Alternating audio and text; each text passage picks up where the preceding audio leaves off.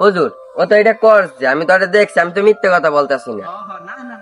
সে যদি সেটা করিয়াও থাকে, সেটা যদি তুমি মানুষের সাথে বলো, এটাই গিবত করা, পরনিন্দা করা। আর যদি সে না করে, তুমি বলো, তাহলে আসসালামু সেটা হলো আলাইকুম রাহমাতুল্লাহ। অপবাদ দেওয়া। এটা গিবতের চাইতেও ভয়ানক খারাপ কাজ। হুজুর, এই দেখেন, এই কিছুক্ষণ আগেও এই যে কথা বলতে বলতে আইছে, ও যাবার সময়ও এইভাবে কথা বলতে বলতে গেল।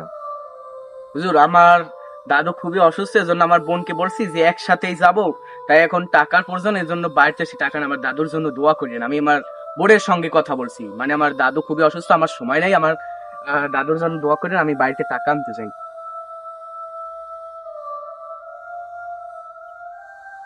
আসলে তোমরা তার সন্দেহ করছো। আসলে সে তো তার দাদি অসুস্থ, এই জন্য তার বোনের সাথে কথা বলতে বলতে গেছে।